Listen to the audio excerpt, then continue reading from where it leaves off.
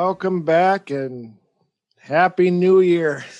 Welcome back to the Cousin Cecil Show. I'm your host, Mike Fowler, aka Cousin Cecil, and this is also another little special uh, episode compared to the past two. I'm also have another guest with me this week. I have good old Ben Goodwin from the UK to US podcast on the Delvin Cox Experiences Patreon. Hey, how you doing today, Ben? Fantastic. Thank you very much. Thank you very much for having me on the show as well. I'm being trusted outside of Patreon for a very, very rare for a rare outing. Oh, you're good. I'm pretty confident. I told Delvin yesterday, and he sounded like he's very excited to hear it. Just so probably get you some off training wheels off the Patreon, get you on. Oh, that's it. Yeah. Yeah, we call them stabilizers. Yeah. Definitely get the stabilizers off it. No, it's really good, and a big shout out to Delvin. He's been a massive support. But it's great to be on. It's great to be on your show. So thank you very much for inviting me. Well, thanks. And then also all the cool thing for the listeners is this one's gonna be more of a usual one, nothing special like we did last week was with like a conversation with my cousin, but yeah, we'll start off just, how was your holiday, Ben? Well, I caught COVID, Mike. So that was my holiday in a nutshell. Are you so? Yeah. So today was the first day that I got to play out. So I have been stuck since the 18th of December in the house since testing positive for COVID. So a COVID Christmas in the Goodwin household. Oh wow! Oh shoot! Because that surprises me because we just got off doing that episode for Delvin's pod. Well, the US UK. That's crazy to hear. I mean, I'm assuming just by what I can see off the Zoom, like you more like that, not like that, but like more like asymptomatic, or you've actually been feeling it? Well, it was fine. I mean, it was the unique gift that I could get for my wife for Christmas. It's what she never had before, and I was able to give her the gift of COVID as well, along with my children. But I was quite fortunate. I mean, I'm very lighthearted about it, but my symptoms were mild. A little bit fuzzy-headed, fatigued, breathless. I'm unfit anyway, so I just felt unfit, and I didn't think too much of it. But because I was due to see my parents and my nan, my nan's she is 94. So we thought, because I was feeling under the weather, I'd best go get checked before we see her. We only had one day in the UK where you were able to mix households. Other than that, we're in complete lockdown. So I thought, go get a test. And lo and behold, turns out I'm positive. And then subsequently, I lost my sense of taste and smell. So Christmas was tasteless and smellless. Wow. Oh, fuck. I mean, I don't know. I mean, I'm glad to hear you are getting lower symptoms. You have keeping a positive attitude on it because, I mean, you guys did the right way. You guys caught it before you guys did a crossing house thing, like you just said. You have I don't know how it is in the UK. Do they have can you kind of like walk your way back and kind of figure out where you got it from? Like, was it from work or something? Well, I mean, the problem is from where I normally work, it's customer facing. So it could have been from any of the customer interaction, working retail banking. So that could have been from there. I also coach basketball, and there was a little bit of an outbreak where I coach basketball as well. So it could have been there. And you're an anti-masker. No, I'm just kidding. Well, I mean, the thing is, it's been a really weird journey because at the very start in March, when it first came out, we were so cautious. I mean, we're literally, someone would come within 2 feet of you and you'd be drop kicking them. Whereas then we became a little bit more apathetic because nothing happened, and then lo and behold, it's been 10 months, and then I've gone and caught it. But since then, I've had friends and family and work colleagues who've caught it, and that's changed my attitude a little bit. But now, it's more the risk to other people. I felt guilty about potentially infecting other people or other people having to isolate more than anything. But yeah, my complete attitude about it has changed massively. Well, fortunate though, very fortunate. Luckily on that side that you are on the fortunate side of that is just say pinged it, you got it, you've been locked down and everything, and hopefully everything get past. Hopefully, knock on wood, even just the rest of your family is handling it well, like your symptoms were. I mean, other than being locked in the house with 4 kids for 10 days, which is become like the Hunger Games in here. It's like a battle royale. We like I say, we've been really fortunate where the symptoms haven't been, particularly problematic, and I was able to go back to work. It was my first day where we've kind of timed out in terms of our isolation period, so I was able to go back to work today. So, compared to a tremendous number of people, I've been very fortunate. But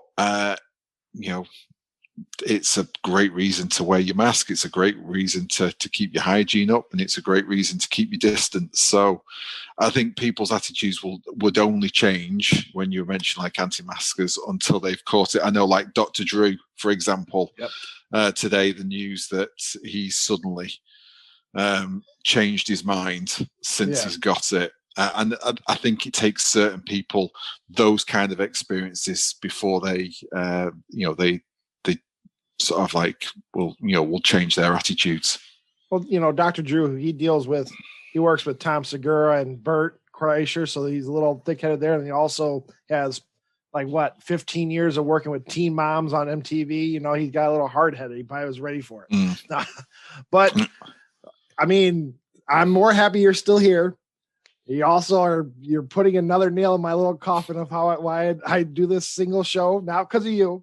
But I had Delvin and Chalfie on, and they just shit on the PS4 or PS5. They had a rough 2 weeks with it, and you're having COVID. And then the only thing that was positive was my cousin got to talk about his and stuff. But anyway, we'll get into it. Well, obviously, also this week in particular is going to be more focused. We're going to have some game stories.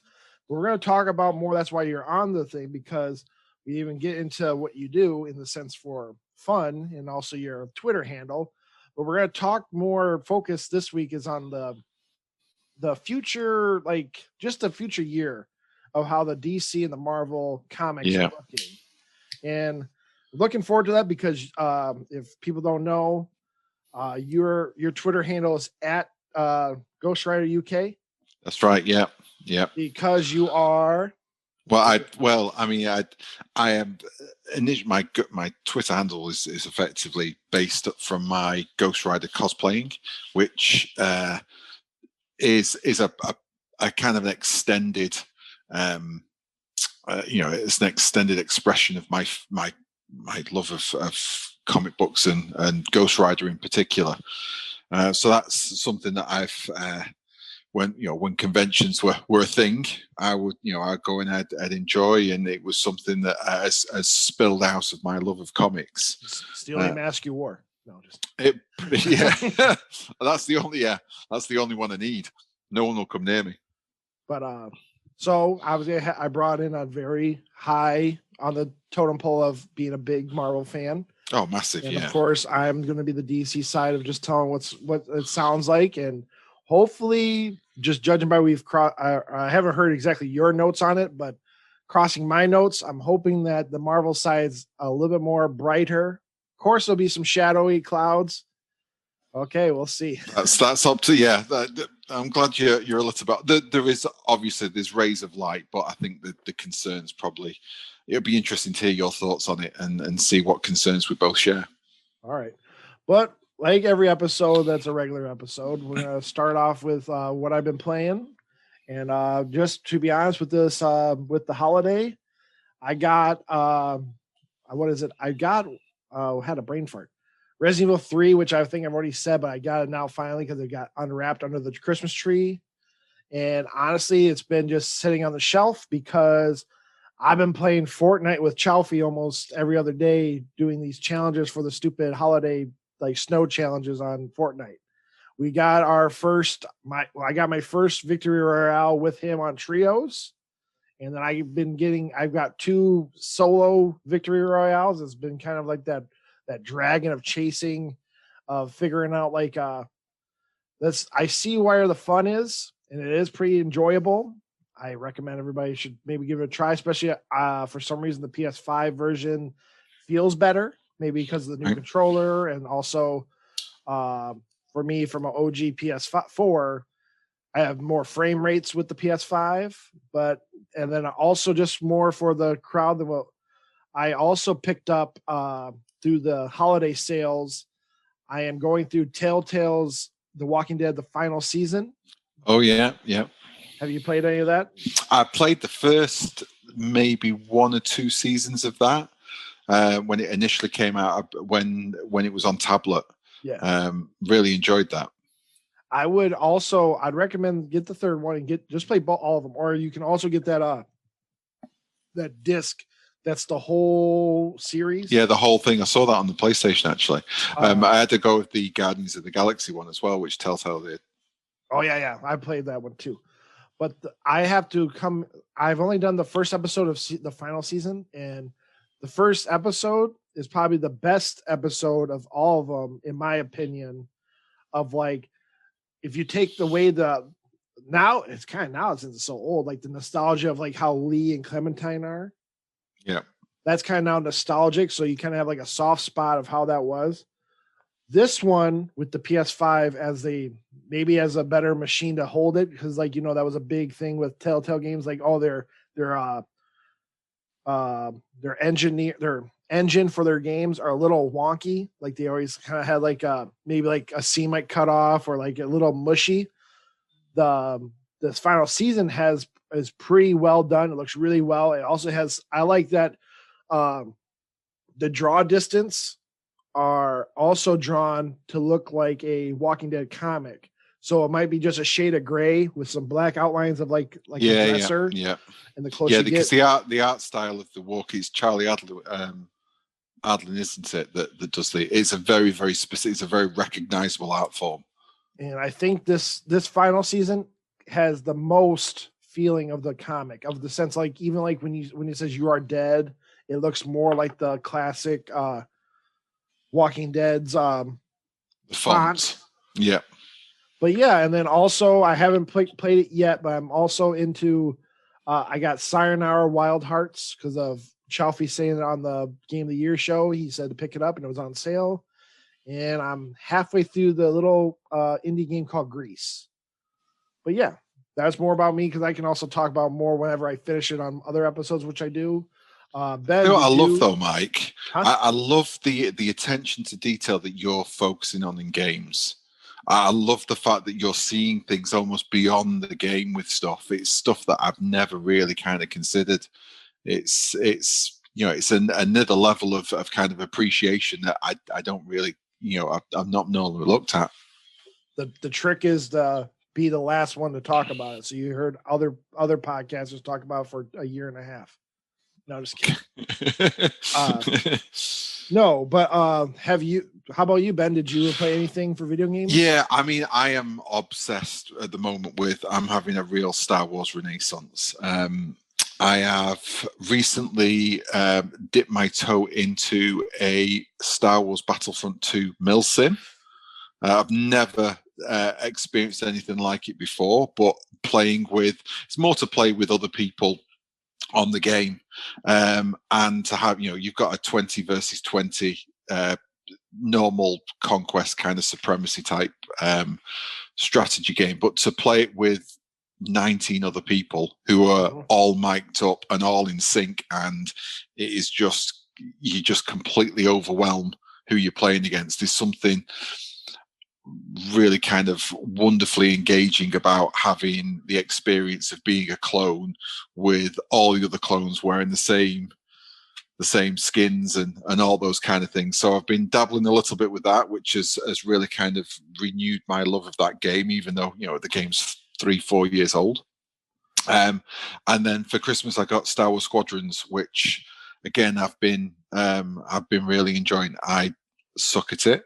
I can't fly for shit. I have terrible aim trouble. But I've really enjoyed the story and learning kind of the craft of that. And it's to the point where it's really it's put me in a position where now I'm thinking I'm going to have to probably get the VR so that I can experience the full capacity of that game, because I've heard that it is possibly the best VR game available. And then also getting a HOTUS, where maybe a Thrustmaster or something, where just to enhance the experience, where I'm using a joystick and thrust control as opposed to a joypad. Well, I don't. That'd be more cool because I have Squadrons and the VR, and I played a little bit of it in the VR, and then for me, the little bit of the motion sickness got me for that one, but I did enjoy what I did. I had a little bit more fun outside the little with the VR just because of my body, but I need to get back into it. I saw that they did a little patch of free updates. Yeah, and I did play a little bit of the multiplayer when I first was playing it, but it was just kind of like so new that it was like I wasn't sure exactly what I was doing. no, that's the thing. The learning curve seems to be really high, and that my concern is that if I'm not moderately capable, I'm going to get completely banjoed when I go into multiplayer. And that's the only other thing, because you've got some people who take it very, very, very seriously, as you do with all games, but even more so with some flight sims. Judging by how the story was, where you have to really get into how you said it's even in the story, like, oh yeah, you remember to turn off your shields to the left side, to the right side, hit the thruster at the right time. So I can only imagine when you have a PvP style to that. But yeah, I mean that's cool. I know that you're saying it because also the Mandalorian went out, and that's been the spark to make all of us old people to like Star Wars again. It has. Yeah, it's kind of I'm not a fan of the new sequels there for the new generation. That's great, but the Mandalorian seems to have bridged the gap between the old and the new in a much more kind of sort of a gentler way for the fans of the original trilogy. See, I'm as you will hear later, for a little spoiler of like we were going to do the Wonder Woman 84 little spoiler cast. Yeah. I like The Last Jedi, so I'm a weirdo. No. Well, you like what you like, Mike. It's absolutely fine. I know, but also I know you're also a very nice British man that also is very condescending. Like you can like whatever you like, but you like this motherfucker. No, but the Last Jedi, and I was going to mention this in terms of when we come on to Wonder Woman. My entire, not because of the Last Jedi, it was actually because of Batman versus Superman. But my entire movie going kind of experience changed for those two films based on the fact that, does the film make me cross or not? So I could watch a film and think, okay, well, this film's not great, but I'm happy watching it. I can accept there's some plot holes. I can accept some things, but if the movie doesn't make me cross, then do you know what? The movie's fine, and then it kind of moves up a scale. The Last Jedi, when I first saw it, there were certain parts of it, like for example, the light speed scene. Where they go through the ships, and it looks stunning. And in the cinema, the experience of that with the silence and the way that it's done is incredible. It's just it's more a case of, okay, well, it kind of spoils an awful lot of other things, and then there's an awful lot of other stuff with that film that I'm not overly enthralled about, but I can still understand why people will like it, and it's perfectly fine. I'm a person who I actually didn't mind. I don't, because I have no real qualm of the idea of like he changed Luke's personality, because it should happen after fighting your dad, learning about your dad. Things keep on break. Like the person should break somewhere, and even the idea. Granted, the whole idea of him had a weird thought, and then he had him over Ben's bed about to attack him. That's a little weird. But I do like that he kind of broke. He's like, you know what? It's just me. So it's no, who cares? Yeah. What we know right there. And then also, I like that at the end, Rain Johnson also was trying to focus on there's more stories than just the Skywalkers. Yeah. That's the parts I like. Yeah. And I think to be honest, that's the thing where the sequels have really kind of got confused, because is it the Skywalker saga? Is it not? And it kind of got confused. It would have been far better if it was a little bit more focused, I think, and structured. It suffers from the fact that it doesn't have the it doesn't have like the Lucas, like just one. No, direction. Yeah, and that's it. And it knew where, and even you might criticize the prequels, and everybody now has got a little bit more nostalgia about them. I remember being, really, I saw Phantom Menace 5 times to make sure that I really wasn't as keen on it as I thought I was. But it's even making people appreciate those prequels far more, because they have effectively a single vision, an idea of what is starting and what's finishing. And I know it's kind of easier because you're leading into A New Hope, but it just felt like I would have preferred that they would have just doubled down on The Last Jedi and continued that path, rather than the handbrake turn of a mess that Rise of Skywalker turned out to be, and the disservice it did to all the characters as a result. Yeah. But yeah. Don't get me, listen, you're pushing on an open door with that topic, Mike. No, be very careful. We're going to derail the podcast if you're not sure. No, that's why I'm going to curve it. I'm doing a handbrake it right now. We're going to go back into, because there's, before we get into the comics spot to be a normalized, we're going to talk just some quick fire video game stories, more because of, I don't think we're going to have a real race on them, because there's some of them were just like comments and statements, like Cyberpunk 2077. Turns out it's a lot worse than we thought. There are now people doing those class action lawsuits on it and everything. Wow. What for? Because it's bad, or because it just doesn't work? Because of bugs. And right. When I think, to remember what I last time talked about, it was so buggy that CD Projekt Red put out a statement and try to make it go into, well, we'll do refund, blah, blah, blah, but, it's up to Sony and Microsoft, blah, blah, blah. And they kind of threw it towards Sony to say it's their thing about refunds. So Sony threw it back and said, okay, we'll do all refunds. And also we're going to delist your game off the PSN. So you can't go to the digital store and buy it. Wow. And then they've been patching it. They're on patch, I think on their third update, but it'll be under patch note 1.06. But it's still buggy. It's still, they're still working on it. Granted, my 2 cents, which I bring up to this podcast, is I don't like that IGN also is now saying, oh, it's buggy as shit. And other websites are saying it's buggy as shit, but they had no problem giving it a 9 on reviews at first and say, oh, this is the PC version. But then to find out that the base PS4 and even like the base Xbox are basically unplayable, that's where this qualm's coming from. Yeah. It's so unplayable on old gen base sets. And granted, that's where it goes. It's their fault. They should have been the bigger person and just said, you know what, we're going to just do PC and next gen version. Sorry, we're going to cancel the old gen. But that's on them. But yeah, did you play? Even if it, but with no, I've not. I've heard an awful lot about it. A friend of mine got it on a base unit, and he's complained of the same glitches and the same kind of problems with things.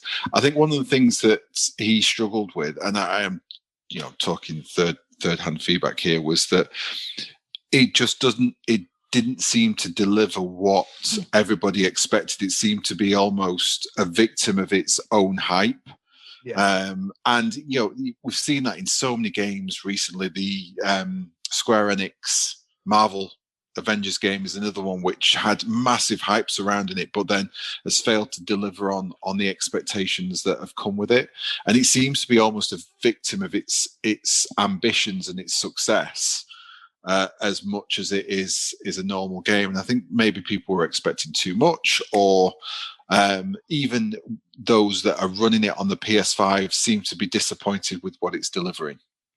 Yeah, I played enough to just get to because in Cyberpunk 2077, there are 3 different main stories. Like, do you want to be a street kid? Do you want to be a nomad, or do you want to be a corpo? I just did the corpo. I'm like, oh, that might be cool. Turns out also for me, I'll say here, the corpo main storyline sucks because it's literally you're at your job. Your boss tells you to do a job. You go talk to your friend who's not we're going to break down the business. They come to the club with you, and then you're on your own. Like, you're not a corpo no more, like fast. Right. Compared to the other storylines I've heard, the nomad has this whole, you work in a garage. The street kid, obviously you're talking to cleaners, I think they're called, the people that kind of like thugs, thug bosses of the street. Like, you at least get to talk to that before you're set on your own. To my knowledge, I could be wrong, but the corpo one was so fast. I'm like, and then you see a little quick montage, and then during the montage, I had one spot that the car that was in front of me looked like a mashed potato. So I'm like, I'm just going to wait. I have plenty of games to play. Yeah. And I'll let it marinate. I'm not going to return it because I also got it for free. So I can't complain about me getting it for free.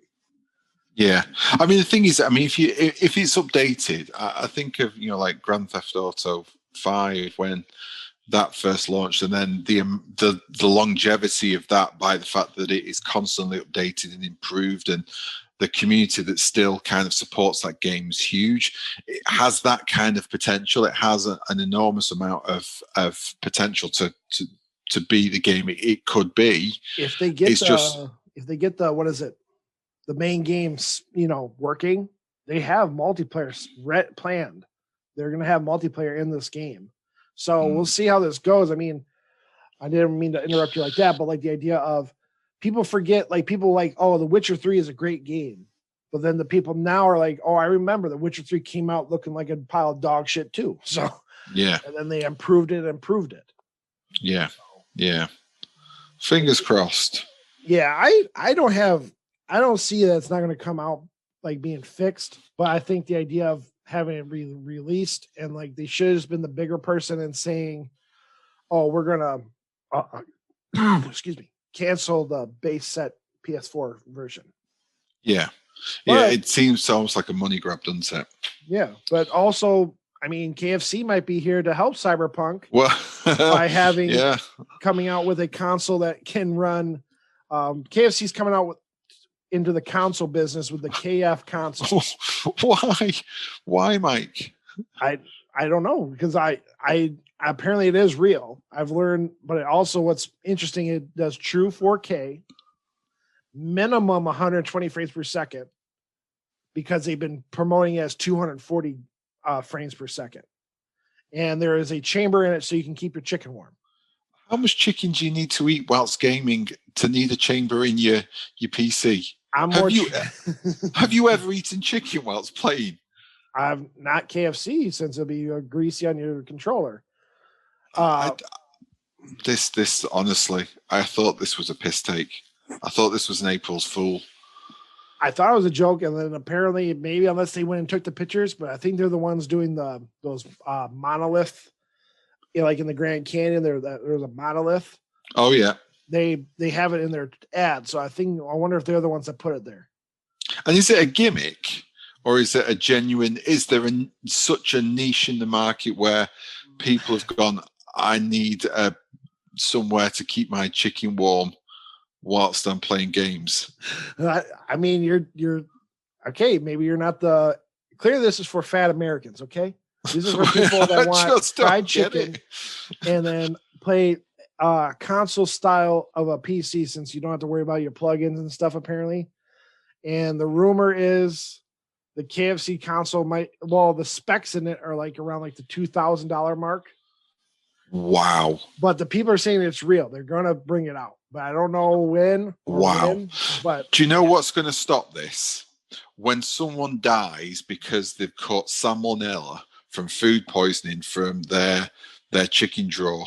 I mean, that's what's going to that's what's going to end this. When they did say it's not an easy bake oven. It's not like you can cook your own chicken in there. You just keep your chicken warm. But the logic behind it is that you're going to play your game. You're going to have to order your chicken, or you have to physically go out and then put you. Oh, I'm not going to eat this now. I'm going to put it on. I'm going to put it under my computer. I'm going to open this chamber and put it inside the. That's it. Instead of the oven. More into it when it comes out. I'm more shocked that they're like, hell yeah, we're making a console. I know How's that going to get cleaned, Mike? I don't know. Is it dishwasher friendly? It might have a removable. Maybe that whole spot was a removable tray, and you have a grease trap. Maybe. Listen, it's clearly been engineered far beyond my brain. Yeah.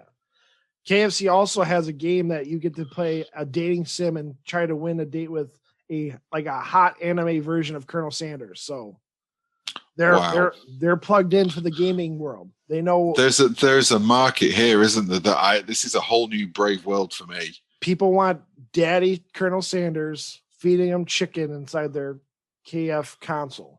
Okay. There's a documentary here that I need to watch about this area of America. The U.S. has attachment issues, and we like having corporate logos on our stuff. No, I don't know.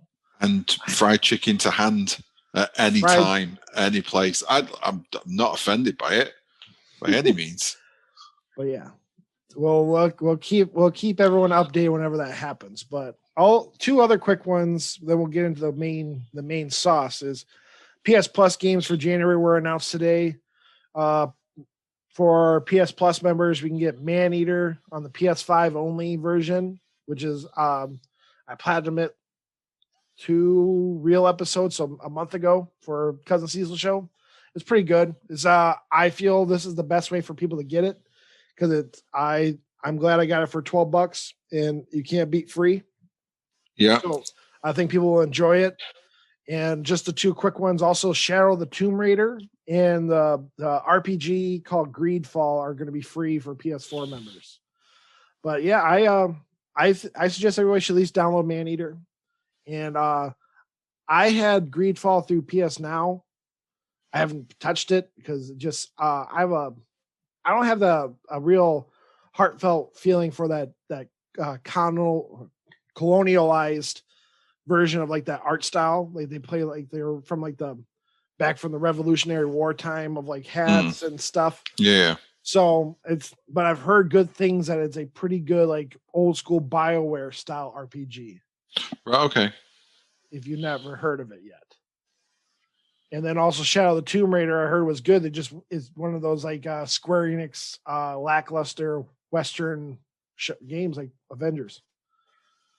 Right, okay. I mean, the thing is, it gives you, if it's free, like you say, you can't argue for free, and you can try it. And it's weird what games sometimes capture your imagination. Yeah. And you know, I think we've all got guilty pleasures when it comes to games that we shouldn't like, but we do. Oh yeah, I know. Also, it's actually kind of cool to know if you've been a PS Plus member for a very long time, they have given us all 3 of the Tomb Raiders of this trilogy. Has been free for PS Plus members by some way or another. I had the something of Arisis or something it was called. I think it was one of the first ones that it was, and that was up to a 4-player, almost like platform. Oh really? Adventure game. Yeah, I need to. I'll Oh, I know the Tomb Raider, the Legend, it's the top down. Yes, that's the one. And that was pretty fun, to be honest, especially in multiplayer. Yeah. And then also, this one's a rumor, and we'll leave off the gaming stuff with this, but since EA Play is also on Game Pass, there's a rumor that Ubisoft Plus might be coming to Xbox Game Pass too. So if you don't know what that is, it's the Game Pass, like EA Play is, if you pay for EA Play, you get a library of EA games for free. So technically you'll get right now, you can get Star Wars Jedi Fallen Order for a subscription price for free. Right. I'm not 100% sure if Squadron's on there just yet. So, I mean, just so you know, I know Battlefront, of course, what is, and every old year Madden. So we're going to walk into when Madden 2021 comes out, Madden 20 will be on the free subscription. That's pretty good value, really, isn't it? It's okay, but obviously what I'm going to bring into this is they did it. There's some people in the YouTube world that say EA Play kind of went to Xbox because it's been it just hasn't been being utilized as much as it should. Like it's not doing well on PC, the EA Play. It might be doing well on consoles. I don't know the numbers on that. But then it's kind of funny. It's the same people said a couple previous weeks ago on their videos, Ubisoft is also having some trouble with their subscription service. And now you hear this rumor it might be jumping onto under the Xbox Game Pass umbrella, which then will mean I'm not 100% sure when their games are dropped onto EA Play, or Ubisoft Play games. So I don't know, like let's say Assassin's Creed Valhalla, I'm not sure when that goes on the subscription service. But in theory, let's say even next year, there might be a drop. Say, yep, it's free now on Ubisoft Plus. So there's clearly there's clearly an escalation in the almost like the streaming wars with Netflix and HBO Max and all those kind of different platforms. There's clearly the genesis of a similar kind of attitude and approach from game producers. It seems. Yes, I do agree. And then also if this happens, which it should happen anyway. I'm not trying to do it again. Another Cousin Cecil usual thing. We bash Xbox for no reason. And I'm just more saying, like everyone knows there's somewhere in the lines in the sand that Xbox Game Pass is going to raise in price. Mm. And if Ubisoft does come, there is definitely going to be an increase in price. $15 is a good price, but I'm more curious, where is the ceiling for these ideas? Will people say this is a great deal at $25 a month, $30 a month? You know, I mean, that's where we get into that's where my whole tinfoil hat of, is this going to implode on itself once the prices keep going up, not because it's not a good value, but just the idea of how much it costs to run it. Yeah. Or to make it viable for everybody that's kind of throwing content onto it as well.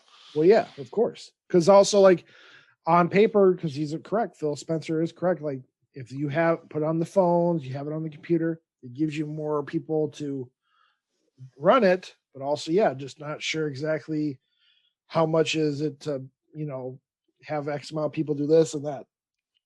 It's stuff. So, yeah. But, that was all the gaming news for that. See, look at that, quick and painless. But we're going to do it for the first time ever since you're here, Ben. Okay. What are you reading for comics? Okay. Well, I mean, we discussed this earlier. We're both digital. And I know that's probably we're probably going to. I'll lose an awful lot of. I do collect. I will buy certain issues of the modern comics if I am interested in those kind of runs. So Ghost Rider, for example, I was a big fan of that. The Ed Briston's series before Marvel beautifully came and cancelled that mid-story. Thanks, Marvel. But I typically have been reading digitally. It's just a lot easier. And then I collect Bronze and Silver Age books more often than not. So, I like the key books. I like the older things to collect. The new books, there's too many, and I find that the content is a little bit inconsistent for me to kind of really spend all that money on. So I like to read digitally because it just feels that I'm not taking up as much space, and it's good value with the Marvel Unlimited app. But the main thing I've been trying to do is keep up with the entire suite of X-Men books. So since the Jonathan Hickman relaunch, probably going back over 12 months now, the relaunch was amazing. And if you've not read the House of 10 or House of X, the Hoxpox Powers of 10, Powers of X books, highly recommend it. If it's a great re-entry into the X-Men universe, and really makes it easy for you to go into without getting embedded in the continuity of stuff. You can also be you can be slightly spoilish. Like, how far are you into the X of Swords? I've just started, so I'm just starting X of Swords. So I appreciate that we're nearly on Reign of X now. So, I'm a good three months behind. Okay. But within that, I've read, there's the main X-Men book, there's the one shots, there's Hellions, there's X-Force, X-Factor, there's Marauders, there's Excalibur, Fallen Angels, New Mutants. There's an awful lot of books that are coming out to try and kind of stay abreast of. And in terms of, the amount of time that I've got to read, that's keeping me more than busy, realistically. And on the most part, it's been good. It's been pretty decent. The runs that Hickman's been in charge of, Benjamin Percy and Ed Brisson especially, I think they really have stood out. I'm really enjoying Hellions, and there's been some real highlights, and then there's been some stuff I've really struggled with. Can you do like an elevator pitch of like, when did Charles Xavier become the guy with the mask? Yeah. So, I mean, and this is I'm really enthusiastic about this kind of this relaunch. It centers around, so he wears this helmet based that has come out of House of 10 or Powers of 10, and what it's based on is it centers around Moira McTaggart's life. Now, spoiler is that Moira previously in the history of the X-Men books has just she's been an important and she's been an integral character, but she's not really had a massive impact in the way that she's had in these books. Right. She's played a big part, but it turns out Moira's a mutant, and she has lived a number of lives where she is trying different things to see what the outcomes are in order for mutants to succeed. And in various different lives, she fails. And the big thing is that, it completely blew my mind when I read it, is the fact of, Moira's lived all these, she's tried different things where she's attempted to get, Charles Xavier to do this, to try something different, to then team up with Magneto to go against Magneto. She then decided to be on Magneto's side instead of Charles Xavier, and everything didn't work. Whereas now she's brought everybody together. So this current the sort of timeline is where Moira McTaggart has convinced, Charles Xavier, convinced Magneto, Apocalypse, Mr. Sinister. Everybody is on the same side for the benefit of mutants, and they're living on Krakoa, which is a mutant island, and they have. It's about what they're doing effectively to progress mutant lives in a slightly different way that's been done before, and it's really good. Some of the side stories, like I say, have been a little bit hit and miss. I've struggled with Excalibur, for example. Fallen Angels didn't really hit the mark for me, but there's been lots from this initial idea, this initial seed that has really been well worth picking up for any comic book fan. And you don't have to know the ins and outs of what characters have been doing or the history of things, because it explains it all in this initial Hoxpox run. Yeah, I was gonna say because I was I was looking into X of Swords because I didn't know exactly how far you were into it, and I'm not that far into knowing everything either. But I was very surprised when I saw there was like a council of like Yeah, Xavier, the Quiet Magneto, Council. Yeah, and Apocalypse working together. I've never heard about that island until more modern stories. I didn't know that they were on an island no more. The last time I heard, well, I'll backstep. The last time I knew about mutants were obviously before Marvel wiped them away. So they were in San Francisco. Yeah. And then to back to what you're saying, I would also agree for anyone who wants to get into like a Marvel story, I would pick up all these you said Hickman, right? Yeah, the Hickman I would ones, pick up Jonathan all Hickman. the Hickman's X-Men from was it I'm assuming Dawn of X. Yeah, it starts with the Dawn of X is almost like the broad title of things, but it's the House of X and the Power of X titles. You have to read them together. Yeah, it's more like one story. Yeah, and the best way to just so you can walk into it is Marvel killed them, and then this is going to be the starting point of them coming back. So it is perfect timing for anybody, because also with the X of Swords, I've been reading I've been listening to hear about it. Is there he did another thing involving I don't even know how these people are, but X of Swords involves basically some of Apocalypse's horsemen. Yeah, that's right. Yeah.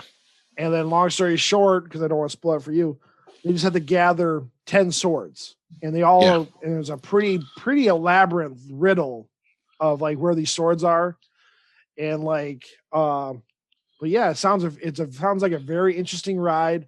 And one thing because you're an older comic book person, if you like this style of because X of Swords involves every single X-Men storyline or storybook, and they have part 1, part 2, and maybe like this one, and then the X Factor might have part 2, X Force might have part 3. But that's how it used to be back in the 90s. Yeah. And that might tickle your fancy compared to how would I say it? Like a usual, here's a main story like The King in Black. The King in Black is another Marvel one with Venom, where there's a main story of the King in Black books with tie-outs, different books out of tie-ins. Because it sounds like to me, if you want to be a Marvel reader, the best thing to read right now is either King in Black or X-Men. Yeah, the Donny Cates stuff's very good. So Donny Cates is writing Venom. He's also writing Thor, and some of the best recent stuff has come from Donny Cates. So I completely agree with that. I also agree with the way that this tie-in works, because the universes are very much they've been deliberately crafted, and Jonathan Hickman, he knows what he's doing. He knows it can be, he's not to everyone's taste. It can be a slow burn at times. I am skeptical about X of Swords, but I trust the writing enough to know that I'm hoping it will pay off. But one thing that's good is that the crossovers do cross over, and the stories do cross over, and it feels like they are part of a collective narrative. Whereas the most recent tie-in event, or the big kind of event for Marvel, was Empire, where plants from space, effectively, and it just. And we had the tie-in events that you have to read because it's within the continuity of the books, but it just feels like completely out of nowhere. It feels completely out of character for the book. It almost feels like the X-Men books are wanting to do away with it as quickly as they possibly can, because it just doesn't feel like it is part of the X-Men universe. The X-Men books themselves feel almost like it's within a bubble within Marvel itself. Which is, that's how they play it out since even back when they were in San Francisco. They don't want to deal with nothing besides mutant problems. But yeah, for for me to do a little quick thing. I've been reading. I've been trying to keep up with death metal for DC because this is literally the last thing before the universe implodes into. They're going to do a small segment of Future State, but the next thing is called Infinite Frontier.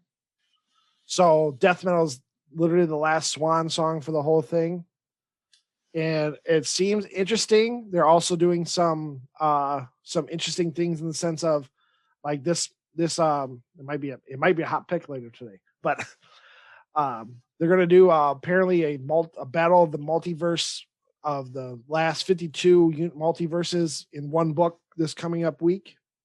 Okay. And so it sounds like Scott Snyder has been really focused on, we're going to either, I hope it's all nice in a bow, here you go, send it off, and we're going to go into a new thing. But knowing comics, probably not. But I'm hoping that if anything, it will settle some answers so we can just go into a level playing field into Infinite Frontier, because down the road for the future, what we're going to talk about, I am interested in some of the writers of what books they're picking up. So I'm hoping that they don't have to worry about baggage from before, so they can just worry about themselves. But also, I haven't read it yet, but I have still. I'm like digital. I read digital too, but I love physical. I want to keep physical going, just obviously just how it is. But I've been reading, or I have to read. I have the other history of the DC universe, which is that John Ridley written a book about basically the eyes of, or the history of the DC universe through the eyes of like Black Lightning, like a man of color. Mm-hmm. And like the second issue is going to come out soon, or it is out, that involves I want to say it's Protector and Wasp, not Wasp. It's the Bumblebee girl, the girl who plays. She looks like a bee, but it's the Protector is a black guy, and the one girl's she's from Titans. She was a Teen Titan back in the day, but she's obviously a person of color too. So they're going to have that story branch off. So I'm interested to hear it, because also like I heard nothing but good things about it. I've been following this. There's this YouTuber who just started, and his name's like BJ Kicks. I've been really enjoying him just because he's so new. He's not like, I don't like when people are in the industry that get a little jaded or get a little tired of what they're talking about. So he's still young and like enjoying what he's talking about. Yeah. So, but yeah. And I've been also looking into what's going on with Batman, of course, because long story short, there's a new person in the Bat family. More that his name's Ghost Runner or Ghost Maker. But yeah, that's for me about that. But yeah, back to you of what would be, what did you find out about the future of Marvel for like even just in the next year? Nothing. Well, like, I mean, the thing with Marvel is it seems to have been really struggling with a little bit of an identity crisis at the moment, where it's, when you come to talk around, the video we watched and what you think will happen with DC, Marvel seems to have been going through that already, where it seems to be really struggling in terms of finding its audience, in balancing who is buying the books and the audience that has always been there, and as kind of as stuck with it, and then also it needs new lifeblood. It needs to attract new readers, because there is a decline in the industry, and it needs to attract new people in through, from the interest in the MCU, for example, and also from the fact that the reading audience is very different now than what it was when I was the same age, and it just doesn't seem to know how to find the balance. So what we get is a complete mishmash of books, which where I'm just trying to think of examples where because some of the books they're just not aimed for me, so I don't read them. But what you tend to find is that rather than creating characters that would could potentially appeal to everyone, it's almost as if it's an exaggeration to appeal to certain demographics and things like that. And there's nothing wrong for that as long as the stories are well written and things are well crafted. And I just don't think that I think that's the main problem. I don't think that things are being particularly well thought through. It almost feels like it's a reaction to what they think is needed or what society or social media is telling them that's needed. But I don't think they're finding the audience there for the material that they're creating. And then that's where you get things like, I don't know if you knew about the New Warriors, where they created the SJW people. Yeah, and Snowflake and the other and one, Safe Space, and and I get that it's important to have representation. I think it's very, very important to have representation, but it has to be done well. Otherwise, you do a disservice to the people that you're wanting to represent. And if you're wanting to represent the alphabet community, if you're wanting to represent different diversities, you've got to give them characters and stories that almost organically build and have the authenticity of the other characters that have organically built. You can't take a shortcut to that, and it feels like they're trying to solve problems that either don't need solving or don't need solving that way, and it needs more patience. Real quick, because I have an example before I ask you a question. Do those people, they actually have comics? I didn't know that. They actually have like a running comic of like Safe Space and no. Okay. Well, it was going to be launched. It was going to be launched. It was Daniel Kibblesmith who I don't know the entire background of it, and it's been completely maligned. I mean, it was shot out. It was shot out the sky before it even got released, and it went from being a solicitation to then being digital only to now not being released at all, from what I can understand. Okay. Real quick on your example for the listeners, like Marvel has a problem, and DC is going to do it too, I think, for a foreshadowing what I'm going to say. But okay, we talked about the last summer event, Empire. While Empire's happening, Tony Stark's involved. Yes. But in Tony Stark's storyline of his real book, apparently he's almost dead. He was almost dying. Yeah, he was on life support. Yeah. So they have a weird thing of just making stories where they might be good. They might be the greatest story you ever heard, but it cuts out the people who go weekly, in my eyes, to okay, there's no continuity. I've been reading that he's been on his deathbed and he's out now. He's fighting space planes. Yeah. And then because it goes into because that also works kind of with when DC did Rebirth, they did really well keeping it continuity together with all their stories. Then Metal happened and it kind of started letting them branch off a little bit. They made even newer characters and everything. And I'm bringing up Aquaman. Aquaman then had a storyline that they did which is cool. They had one that involved the Suicide Squad coming down and doing a little tussle with them, and it brushed it off. They also did one that had a storyline that Justice League had a storyline with Aquaman because he's not part of the. Well, no, he was part of the Scott Snyder's run. So but then there's a spot with Aquaman that he left and he was out of the thing, which is cool because then you don't worry about him in Justice League. You're just worried about Aquaman because he's on an island figuring out who he is. Blah, blah, blah, blah, blah. And I'll say it right here, I guess. What the video we've been talking about, you might have heard him just say it. There is which I just learned. So I'm not saying I believe them. There's this group.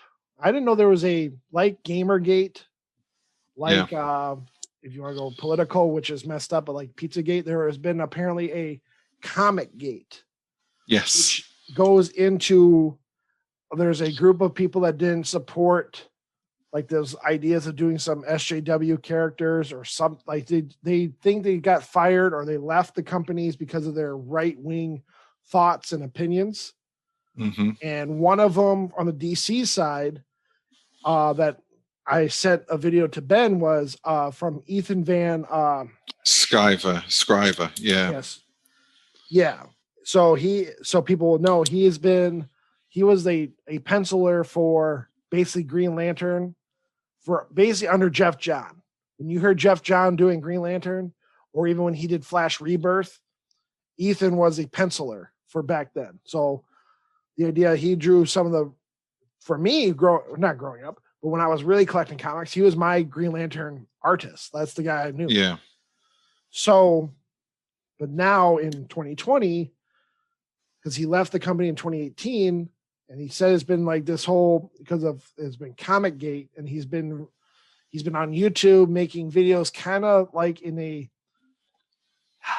like, I don't want to call him like that, but like in that right wing idea of like throwing a theory out. He's the extreme of the, not necessarily the ideologies that he gives it too much credit in terms of what it is, but he's taken this movement, he's almost put it on his back, and he's taken it to one extreme in terms of really kind of being the mouthpiece for, you know, the very, very hardline views, I think, of what Comicsgate stands for. But with everything, what that does, that extreme, it creates another extreme at the other angle. And then what you then have is two extremes fighting each other that then disproportionately influences people's opinions of what is actually happening. And it also makes the whole conversation toxic. I mean, I can sense it in the way that we're almost tiptoeing through this conversation, because it is such an emotive subject that it's very, very difficult to describe how you feel without then being concerned that you're going to get slapped with a label, or you're going to get slapped with being a bigot, or something along those lines, where actually you might just have a personal opinion on something. It doesn't mean that you sway either which way. That's just your personal opinion. Yeah. Mine goes into the idea of, because I don't want to, because if we haven't even heard what Marvel's going to do, but mine's idea, because he is so DC, and I do not want to say my opinion, like, oh, that's my opinion too, like you're saying. Mine's more, that's the only news I've heard. They do it so well in the sense that they flood the media for anything that's not coming, because, you know, no one wants to listen to just DC. No one wants to listen to just Marvel. They want to hear what maybe like influencers might say. So that, like, yeah, we're excited for, like, I'm excited for Marvel for when they start doing their Alien and Predator comics, because they have the rights to Alien and Predator. I'm excited for X-Men. But when you have then these small minorities talking about, oh, they're going to destroy the whole company because of XYZ. Because like, even when I when I started watching that BJ Kicks, he's a black guy from North Carolina. Mm-hmm. And he said there is some weird society that wants to keep comics white. So I keep that in my mind, the grain of salt, in the sense of, is this person being just an asshole because of maybe you worked for DC till 2018, then you quit, or you got mad because he was part of the Hal Jordan and the Green Lantern's Rebirth storyline, and that stopped at issue 50, you know, and then he kind of left the company, and that's when he said Comic-Gate started. But also, every content he's been doing on his YouTube is saying, "Yep, DC's shit in the bed. They're gonna do this. AT&T is gonna shut down DC Comics if 5G doesn't work. They that's the entire idea. They throw a Hail Mary pitch idea, and if it catches something, they agree, because apparently Ethan, because maybe when he quit, he kept saying there's going to be some big layoffs in DC, and then we just, like, this September was the big layoff. He goes, I told you. And he thinks he's like the smartest man alive now. I did watch a few more of his videos, and you're right. There's a tremendous amount of Hail Mary passes with stuff, and everything he's looking for, almost for sort of a reason to back up his belief, or even he's creating stuff with a lot of things that he says. But I do think there is nuggets of truth in there. I think my big concern is, Marvel and DC are owned by Disney and AT&T. I'd be more concerned for DC, because AT&T are very much a corporation that, and same with Disney, but they're an entertainment business. It's different to AT&T. And my concern is, and where I think there's a nugget of truth with it, is that, yes, comics are $1 billion industry, but that's a reasonably good performing movie. Now, and I know we're talking pre-pandemic here, but what you're talking about is the entirety of the output of the comic book industry of DC, of Marvel, of Image, of every single other comic book is the same as Captain Marvel. Yeah, that's what it equates to, and the input and the risks involved and everything that needs to go into to create these comics is really laborsome, and it's really expensive. And actually, is it actually worth the time and the effort that people have come in? Because it's not the comics that are valuable anymore; it's the IP. And it's the IP that then can be used, because look at what's happened with the MCU. And one thing that I really don't like is where the MCU imagery gets bled into, or the changes get bled into the comics. The Guardians of the Galaxy is a prime example. The Dan Abnett Guardians of the Galaxy, the Abnett and Lanning run, which was done prior to the films coming out, is one of the best comic book runs. It's fantastic, it really is. But now, if you picked up a comic, you're going to see Star-Lord as you would expect to see Star-Lord from the Marvel movies. Everything is now a case of, it's almost an accessory, in the same way that you would buy a toy for the movies. It goes into the idea that they made Star-Lord apparently is going to become bi. He's bisexual. That's right. Yeah. For no reason. Yeah. Besides, and where I think that's where we agree, on the sense of, I don't care if you want to be bi, but the idea, like, it just came out of left field when it's someone we've known for X amount of years as Star-Lord, blah, blah, blah. I know some people are trying to be funny and say, well, he's been banging aliens from the 80s. Who knows what they were, you know what I mean? But like the idea of, like, now just to put a name on it for no reason, I don't know about that. Yeah, I mean, it does, and then that's then linked to, obviously, Chris Pratt's very, very sort of Republican Christian viewpoints and stuff, and it just shows you how political and just how muddied the waters are with everything. And my concern, and it goes to both, is that it's the IP that's valuable. That's where the money's being made, because they can make a Batman film and make more of one Batman film than they'll make from the entirety of the DC comic book line.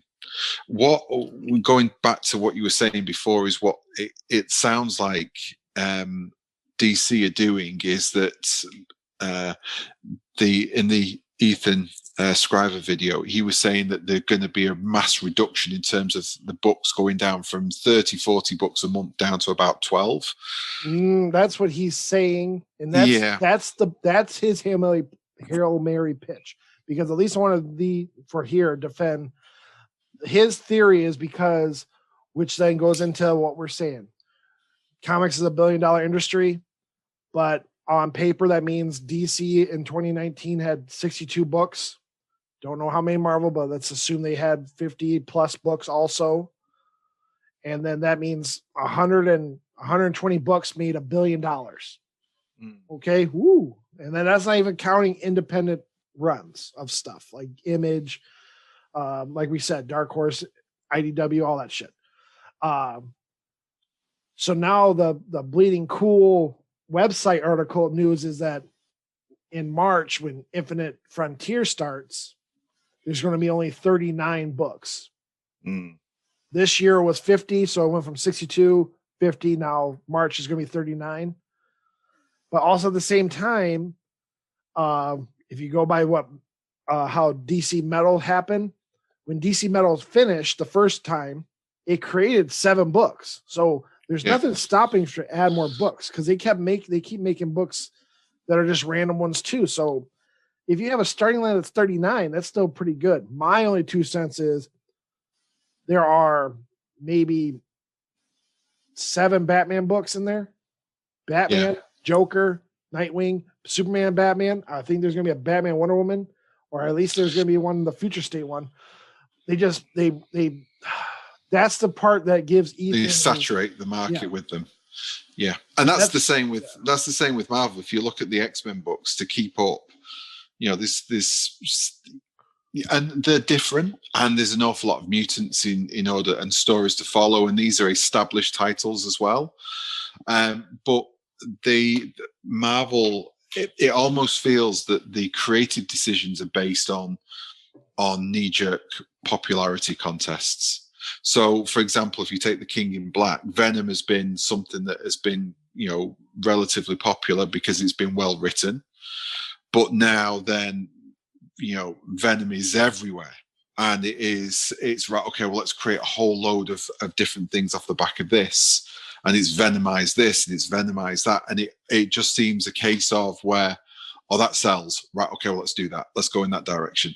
Well, that sells. Right, well, let's go do that, and let's do that in direction. And what it does is that some other books, which are, like say, the Ghost Rider book that Ed Brisson was writing it was well written, it was popular, and it was well reviewed, but they cancelled it without finishing the story, despite the fact that the story was already written and it was done. They just stopped and didn't release it.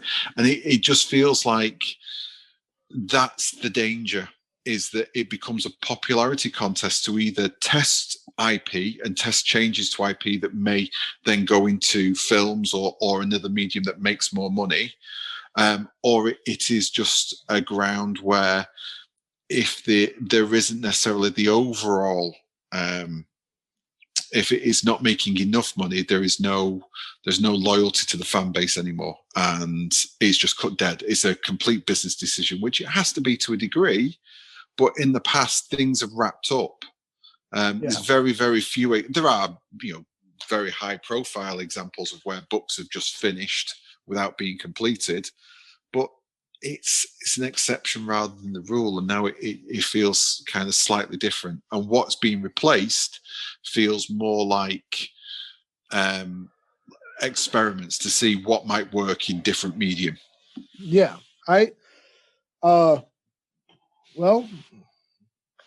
that's really hard to say, because also, how about this? Do you think some of this is true? Like, could you see physical comics be done with by the end of the year? I don't think necessarily by the end of the year. I think it is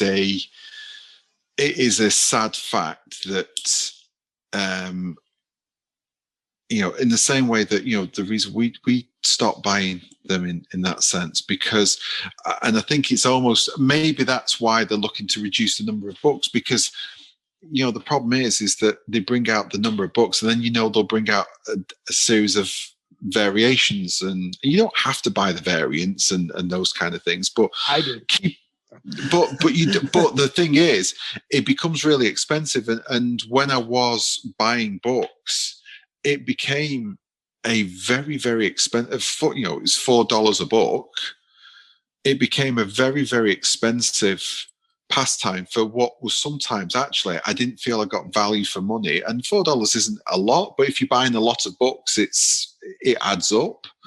And to keep on top of those, and then with the tie-ins, where the tie-ins felt like, all right, we'll make, we'll in order to get the full story, you need to read a dozen books. It just felt like it became bloated, and then it's collapsed under its own weight. So I think do I think physical comics will go by the end of the year? I don't. Do I think they are?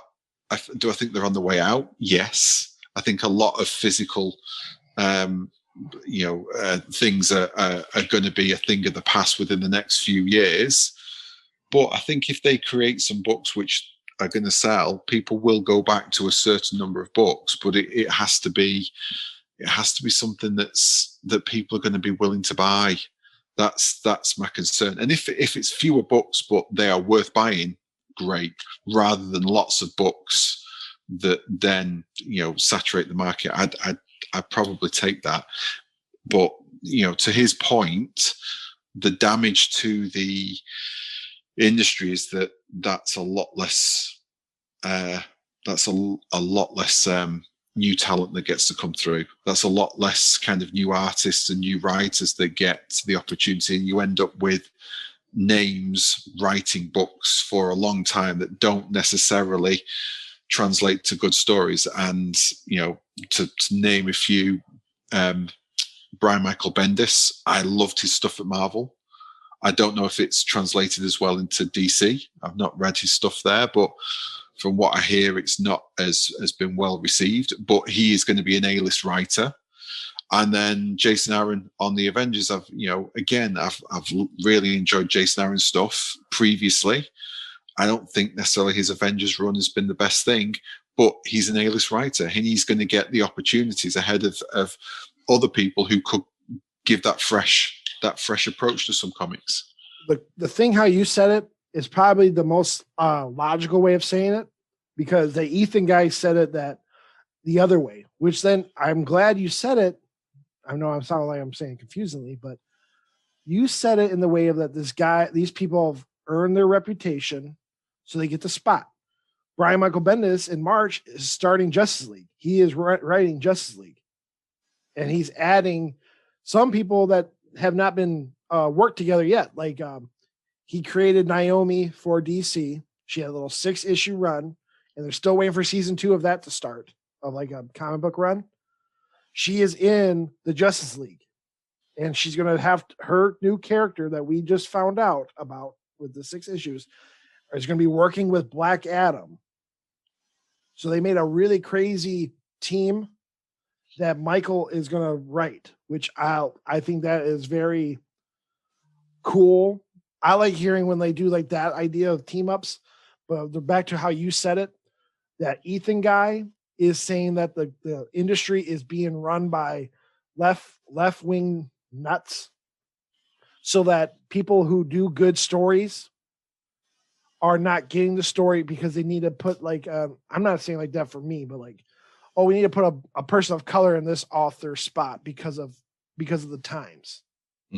Not because they're good, because of their skin color, that's where I agree in the sense that I don't think you should have the job because of your skin color. I think you should have the job if you write good. And I think I would wish to hear that they do like, 39 books, but in spring, they're going to have 7 more issues of, here is a 7, give them 8 issues. Here's an 8-issue run. It's going to be maybe bi-weekly or maybe weekly from a new author. What do you guys think of this Justice League? Hey, what do you think of this Titans? What do you think of this Justice League Dark? Because also with the new Infinite Frontier, they're going to be doing what they do in Future State, where like Justice League is going to have a book, but at the end of it, like 5 pages of it, it's going to be a storyline of Justice League Dark. Yeah. So they're like that kind of. I don't like that because of obviously I think everybody should get their own book, blah blah blah. But the idea of, I'm more glad that you said it without even probably trying to. You said it in a way that, oh yeah, we have these people who are kind of in their they're in their spot because of what they've done in the past. But they're doing a little bit of lackluster stuff now, but they still keep the spot. You want new faces, Yeah. but obviously we're in the predicament of that's where we get those informations crossed and muddied. Because I agree, I'd rather have new faces. Because that's why I'm excited for the DC Future State, which starts in this month. Well, yeah, by the time this recording, this month we're gonna have a brand new Batman who's black, who is gonna be Lucas Fox's brother. So Okay. Lucius Fox's secret son that they don't talk about. He's going to be Batman. And it's going to be written by John Ridley, the guy who directed and written 12 Years a Slave. Okay. So one thing I'm speaking with Delvin, I'll put him in here. He said DC has some good characters, but they don't have, nobody knows how to write for a person of color in that motherfucker. Yeah. So they put someone in there who can do it. And that character is also, there's going to be a Justice League little Future State book that involves these new characters. So I like DC's idea. So that's where it gets me frustrated with this Ethan guy that he said, oh, it's going to be over. They're not going to, whatever. Yeah. But I mean, he's now at the point where he needs to generate. It's almost clickbait for him now. Yeah. He needs to generate, and he also, his audience is people who feel disenfranchised to a degree where they're angry about it rather than realistic. And the only way that he can do that is by throwing out these extremes and sort of like catching on with people who may feel sort of like, who are probably not necessarily, I don't even think he necessarily feels that way. I think he is just now, that's how he makes a living. He's almost like a shock jock of comics. He's like an Alex Jones now. He is. But I think he's a parody of what he was when he initially left the comic book. I think he left, and there was probably reasons why he left, and there were probably, there could be perfectly good reasons why he did, but he is now, that message has mutated into something that is rightfully kind of toxic because he's made it that way, because he's feeding on the extremes, and that's never healthy. Because if you look at the opposite side of, if you swing the pendulum the other way, it's equally as bad. But what you've got to do is you've got to kind of, listen to what truths there might be in what the messages that are being said, and then try and make some sense out of them, but with a level-headed perspective. There goes in the point, because also like one of his latest videos, which it sounds dumb. I'm going to say it. They're doing one of those youth novels through DC about Jessica Cruz. Right. With Jessica Cruz as a Green Lantern, and she suffers from like anxiety, and she had a really good story, like, a foundation of a personality from Jeff Johns' run and all that stuff. They're apparently making a young author's novel that her involving basically being an immigrant child. Her parents are illegal and like dealing with ICE. Right. Totally not involving Green Lanterns. So I agree on why are you making this, because of the times, and like you're going to put someone, because her name's Cruz, you're going to have her be I think they're called a dreamer, like those type of kids that are born in the United States, but their parents are not, they're illegal, blah, blah, blah. So I understand they might be, he points out that they are making bullshit things that might be also injuring the comic books themselves, because they're trying to be woke for no reason, instead of just writing good stories in their comic books. And is that similar to, because I don't follow DC anywhere near as closely as I do Marvel stuff. I saw the Starfire daughter storyline where the author seems to have put themselves into the story in terms of the difficulty of being Starfire's daughter. It seems like a very similar kind of story of being true to who you are if you are, supposed to be something else. I think it involves this one would be like the ones that there are, which I didn't know there was a problem, but this one sounds like the most one that involves the most wokeness. But there's just not graphic novels. There's these actual like novels that you'll see like in a kid's library. They have the Batman logo, but it's just like some not deranged, but some jaunty teen as Bruce Wayne. Like, oh, I don't, I have no kid, I have no parents. Woo, like that kind of storyline, like a Twilight-ish storyline. So they're throwing this one out of left field, which I agree. And I'm also gonna say, do you know anything? Like, do you know any of the storylines? Like I said, was going on with DC for Marvel this 2021 coming? No, nothing in terms of what's. I mean, I know that with X-Men, that's going into Reign of X, but that's again continuing something that's been built over the last 2 years. Well, so no, that's fine. That's what I was asking about, like the idea if you knew like what would be the summer event or whatever. So Reign of X for X-Men listeners. That's the main one. Which again is just a continuation of this storyline that Hickman's been sort of like building. I don't know the specifics of it, but again, the book's been good so far, so I've no reason to doubt that it's anything else. Other than that, the main event at the moment is the King in Black, which again is around Nolan, Venom, and everything. And again, Donny Cates is at the top of his game. I think the thing with authors now, if I think back at and think of some of the authors that the Marvel have had and that have moved on, and I don't blame them, but you've got your Greg Ruckers, you've got your Ed Brubakers, you've got those kind of where they want to get into TV. They want to get into writing films, but that's it. And that's half the problem as well, is that you've got to make sure that you've got good talent writing books. I know Joss Whedon at the moment is a little bit of a is a bit of a no-go because of what's happened on Justice League and everything else that's come back. But his X-Men run, his Astonishing X-Men, is really, really good because he is, he is good at writing certain sorts of things. He might be a completely, piece of shit human being, but actually, he was someone who had a talent and was brought in, and that's where it kind of works. It goes back to the fact of funnily enough, you employ good talent to write the book, you end up with a good book. Yeah.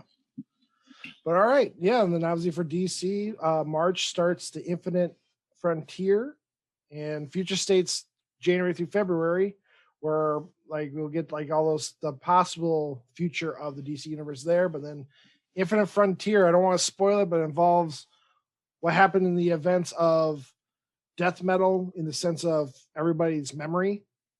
I'll just leave it right there. I think the future kind of looks bright. I do see that I can understand the shadows that are being on to the world of the DC universe. If it's true, if 5G doesn't work and AT&T says fuck them, but like my only thoughts would be is then if they can be cut loose, and let's say they lose movies, whatever, but they can keep the comics and just do like a comic book company without being owned. And they have to go down to maybe 12 and build their way back up, whatever. Because I'm there for the stories. I mean, of course, IP is cool. I love seeing a Batman movie, blah, blah, blah. But the books are what give IPs their character. But, yeah. I want to get into the last little topic, and then we'll just do our little send-off. But Wonder Woman 84. Yes. I saw it. You saw it. You made me watch it. I made you watch it, and I'll let you as the guest start what you think. Well, it was a film. It didn't make me angry, Mike. So that's now, like I said before, that is my benchmark to a film. I felt that if you had to give it out of 10, what would you give it? A 6, maybe a 5 or a 6. It was underwhelming. It had some parts which I thought were kind of charming. I thought if you let go of logic, you could forgive an awful lot of the stuff that kind of didn't make any sense at all. I just I think it suffered from not knowing what it was supposed to be, because I really enjoyed the first Wonder Woman. I felt that was one of the best examples of a comic book movie in terms of really establishing a strong identity for a character, and especially a female character as well. The no man's land scene is a standout in any film. In terms, and the music and the soundtrack and everything, that the imagery that kind of that I can really think of that scene now and say anything. But if you ask me about a scene from this film, there's nothing in it that creates that same imagery. Even going back to Batman versus Superman, which made me cross, it changed my movie rating. There's still plenty of stuff in there that actually is, very, very kind of visual bits of storytelling. I just felt this was a little bit confused. It felt like it was trying to be Shazam. It almost felt like it was, right, well, the other stuff, Justice League didn't work, or Shazam's been successful, right, well, let's do a little bit more like Shazam. Sod continuity, sod logic. Don't worry about sort of any kind of real plot thread or anything along those lines. Let's just throw the ideas out. Let's make fans happy. Let's put the Invisible Jet in there for absolutely little to no reason. It seemed lost in its own ideas. I let you be negative because I actually liked it. I don't know why, besides the idea. I might lose all three of my listeners. I was giving it 8 out of 10. All right, well, that's good. I know, but that's the problem. People are like, no. But then my thing is, I took it, maybe, I don't know, it's my fucking dumb brain. Right when it started, you saw the little Diana, and she cheated. And long story short, the truth is the proper way. You can't cheat, or you can't do it the cheating way. Mm-hmm. And like a comic book, that must have been that's the part of the plot that goes through the whole thing. You can't, you can't hide or lie from the truth, or monkey paw your way into having what you want. So then they go into the 80s. Was it very? I think her 80s. running the 80s. Yeah. And then they go into the idea. It's very bright and colorful, and some people said it was like a tip of the hat towards the Donner Superman stuff. Mm-hmm. But I will give people that, I think if they went into maybe even cut the whole part of her saving the whole town by kicking the car, saving the bride falling from the bridge. If they cut right to the mall and just kind of did a whole little 80s, we're in the mall, look at the arcade, woohoo.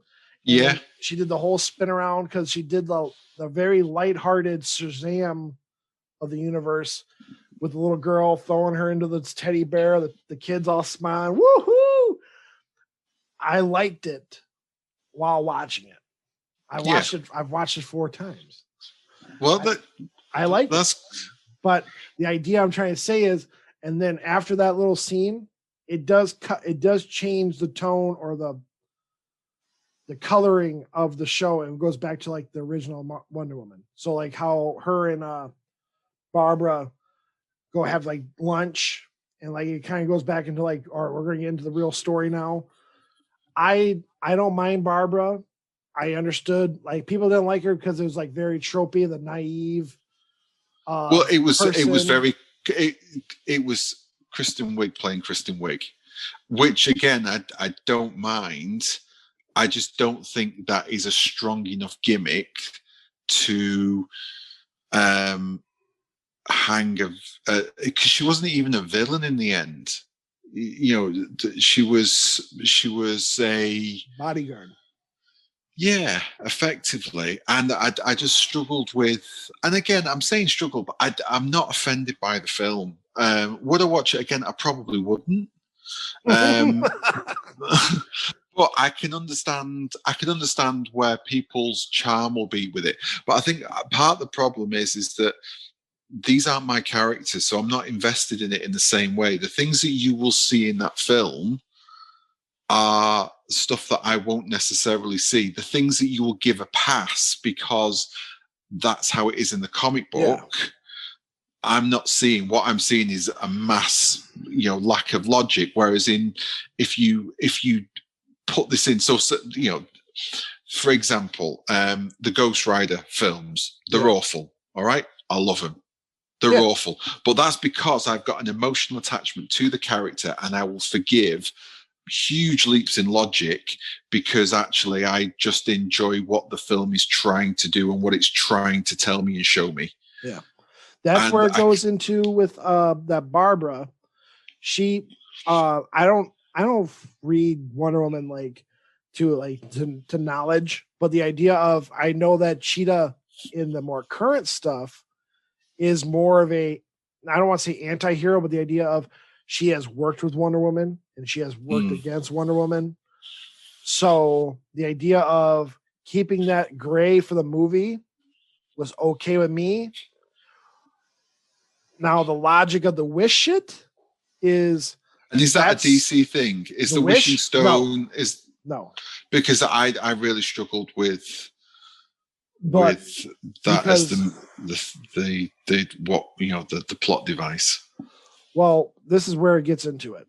Maxwell Lord, I like Pedro and Kristen Wiig's character, or like who they made. I like their in the movie, whatever, because I'm a weirdo. I think the movie story, there are some very big crater of plot holes, but the idea of tangling two villains, and then they have to, like, Pedro needed Kristen Wiig because she is a very naive woman to get to the Dreamstone.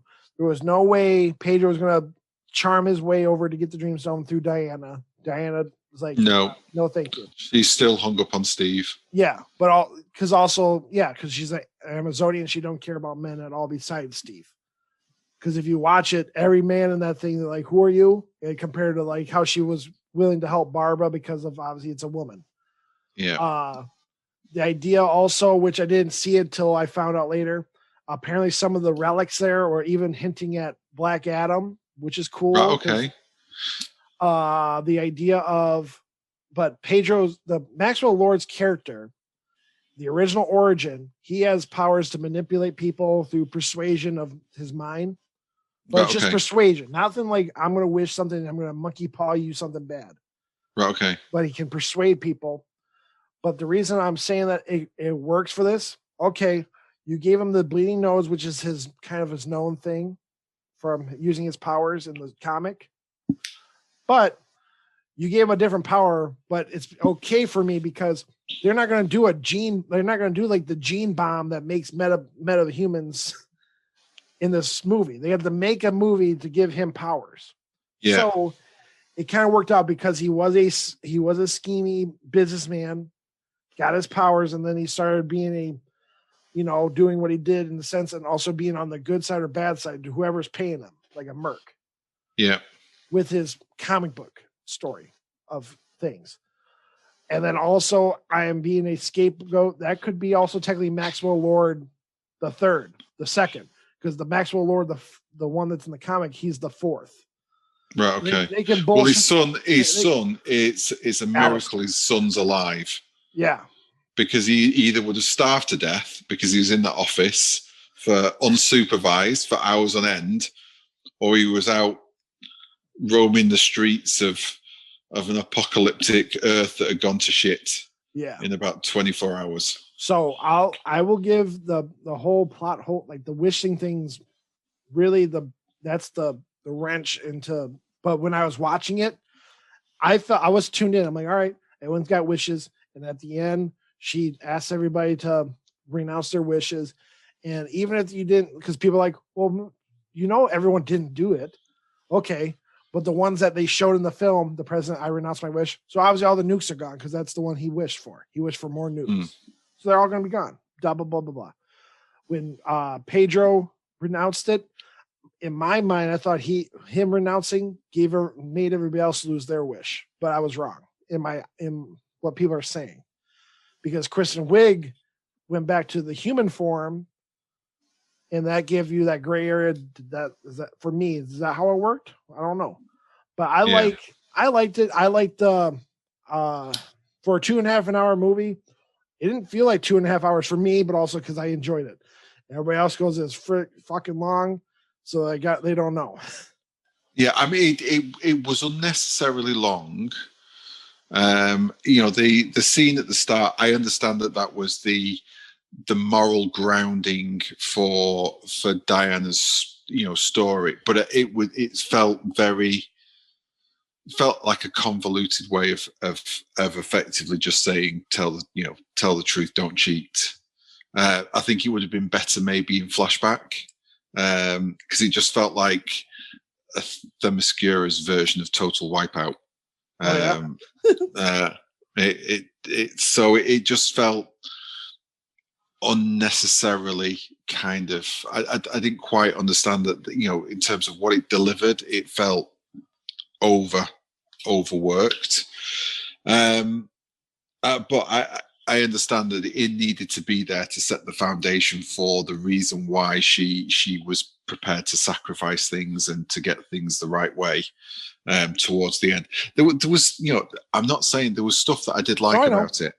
I liked I mean, it's the whole 80s vibe with stuff. They didn't make the 80s they made it a backdrop rather than a character, because I think one of the where things are 80s now, it's with the like Stranger Things and those kind of things, is very much a part of the identity, whereas this was kind of where it was set. I think it could have been used better. I think they could have been. I enjoyed where he was. Steve Trevor was getting dressed in his 80s outfits. I thought that was really funny. I like the fan service, because I know you said, they just had the invisible jet for a little bit. I think I like that they acknowledged all, like, almost every little spot of Wonder Woman. Like, hey, this is how she has an invisible jet.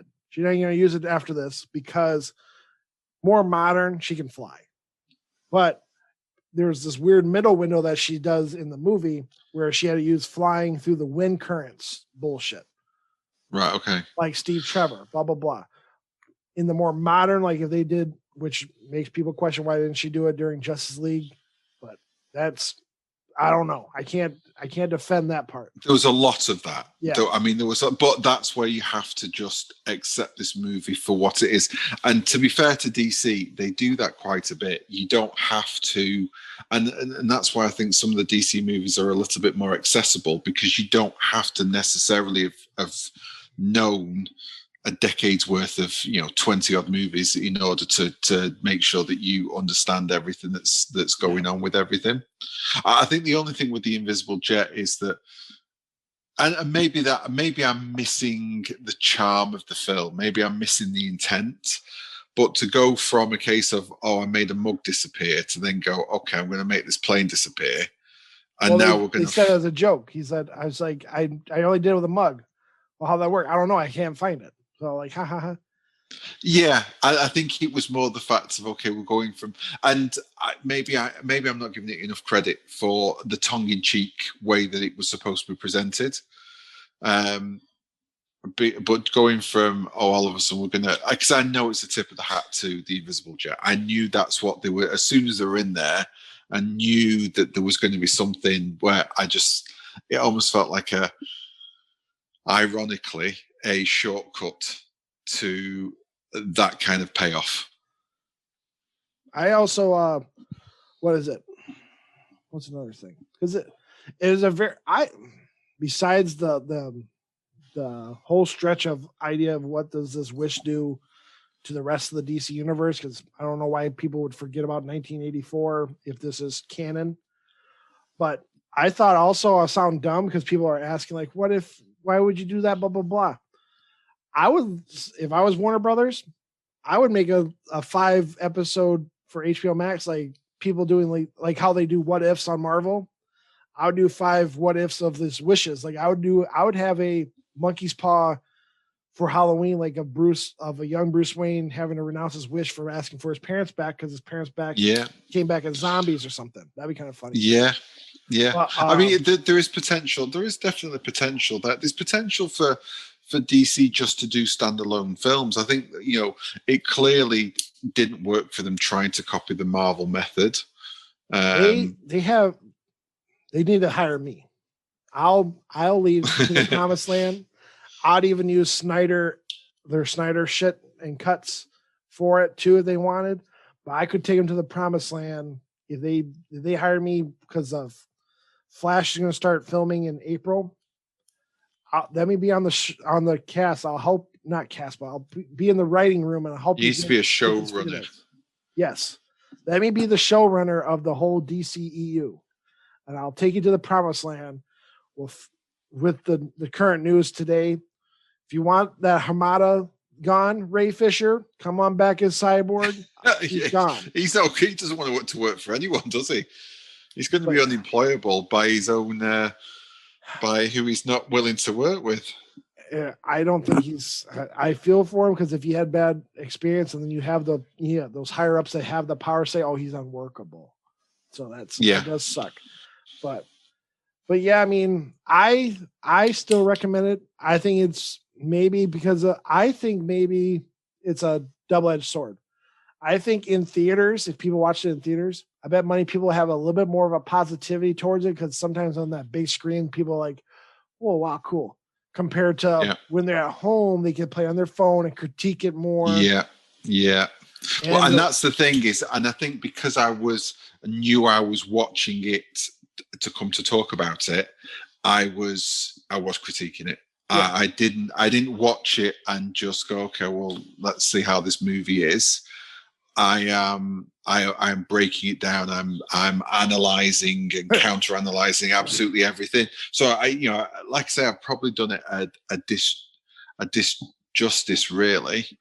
I just feel that it was a little bit of a missed opportunity, considering how strong a character that they'd been able to establish in the first film. All I know is even people who hate it, they all say Gal Gadot still did an amazing job. Yeah. Oh, no, she's a great Wonder Woman. For a grain of salt, for the idea, that's where I keep I understand my positivity, but that's why I don't trust everybody's comments. I'm not saying everybody I know, but the idea of that Ethan Van guy, which I asked a group chat. Ethan said Wonder Woman was written so that Maxwell Lord was Trump. Kristen Wiig were the women that voted for Trump. Exactly. I know your face is like that, but that's the idea that right-wing crazy people that we're trying to debunk, but also does have points. Nobody that I asked saw Trump in Maxwell Lord's character. No. I watched a Star Wars video of his where he was doing something similar, where he was trying to put a similar allegory over the Mandalorian, where it was a similar kind of 2-finger salute to Kathleen Kennedy, and you can, and it felt forced. I mean, you can find comparisons in most things. You could overlay anything. Yeah, you could overlay anything onto anything at all, if you wanted to and you forced it enough. But even him doing it, it just felt like he was trying to find an audience again, where they're going to click onto things and go, oh, well, that's what this means. No, it really doesn't. I didn't get any Trump vibes at all in Maxwell Lord. Meaning, Trump is going to wish for something for himself consistently without anything where he's going to benefit anyone whatsoever. So I wouldn't suggest that there is any likeness at all there. Nor would Barbara be a female Trump voter either. again, I'm just saying the crazy field. That is a stretch. That one. I will say for people, I guess I'll take this back as this was Cousin C's a hot pick that I guess if you want me to take it back, I'll take it back. Wonder Woman 84, but I liked it, so it counts for me. No, but like what you like, honestly. Yeah. But no, that was it for the show. I think that just on the final point on it, Mike, is that people's opinions are whether you like something or not are now so in kind of intertwined with what other people may think of you for having that opinion. It stops you being able to actually just enjoy something for the sake of enjoying it. So if you bloody like that film, watch it another time. I gotta do it. I gotta say it just because I don't think Devin will retweet this anymore if I don't say it. No, I'm just kidding. He won't support me because he knows my views on all this. I like Batman versus Superman. I like.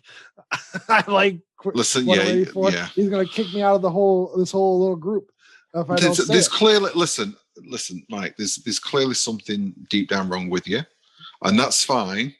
But with Batman versus Superman and The Last Jedi, I will happily come back on and counter argument the things that I struggle with, and maybe we could change each other's. But do you know what? I think I prefer it.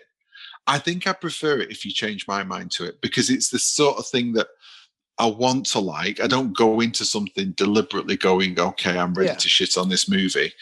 I want to like it. It's just when Admiral Akbar gets binned off and then Leia Mary Poppins away back in. I didn't say like the idea of the Jedi powers there are preferred, but I'm talking about the idea of giving. Can you agree at least that in the sequels, The Last Jedi gave everybody at least a personality more than the other ones? Like they might be mad, they might be sad, they might be that or whatever. But the idea of, I think they had actual characterized building for like even Poe, Dameron, and Finn. No. No. No. I don't know. I felt Finn was shortchanged. I didn't say shortchanged about that, but the idea of not for the opportunity of what happens. I'm talking about the idea of like they could like